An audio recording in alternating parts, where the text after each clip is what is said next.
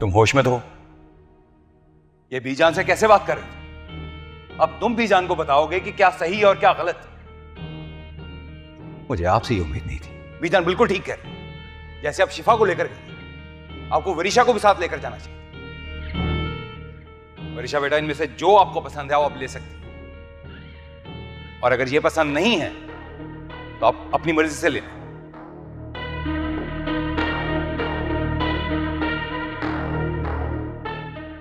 समझ में नहीं आ रहा, आखिर वरीशा ने ऐसा क्या खोल के पिलाया दादू को कि उनको उसके सिवा और कोई नजर ही नहीं आ रहा।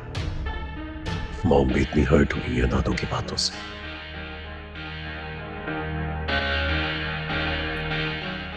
हाँ जी मामा।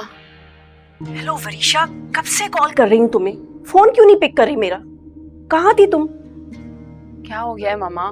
दादू के कमरे में थी। एक तो उनके लेक्चर्स शुरू होते हैं ना जब, तो फिर खत्म नहीं होते। खैर आप कहाँ थी? मुझे आपको बहुत जरूरी कुछ बात बतानी है भाई।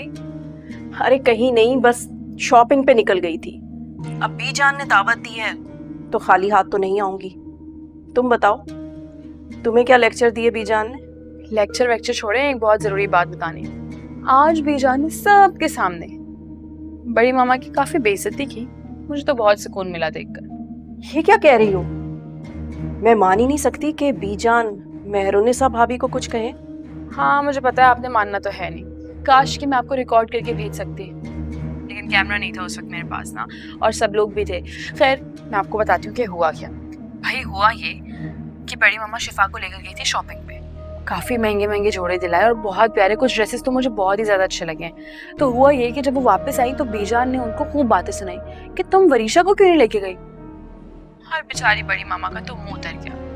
फिर वहाद साहब ने अकड़ में आके, गुस्से में आके सारे ड्रेसेस उठा के, सारी शॉपिंग उठा के मुझे दे दी। आई एम सो हैप्पी, मुझे तो बहुत सब कुछ मिल गया।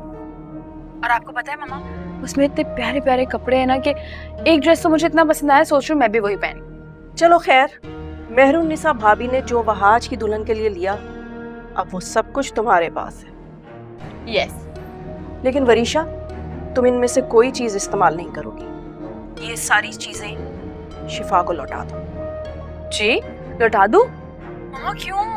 इतने प्यारे प्यारे ड्रेसेस हैं, मेरे काम भी तो आ सकते हैं ना। शिफा और शीरीं के दिल में उतरने का यही एक रास्ता है। इनमें से कोई चीज तुम्हारे काम नहीं आएगी। ये उनको वापस लौटा दो और मेरी बात गौर से सुनो। तुमने शिफा और शीरीं से ये बात करनी है।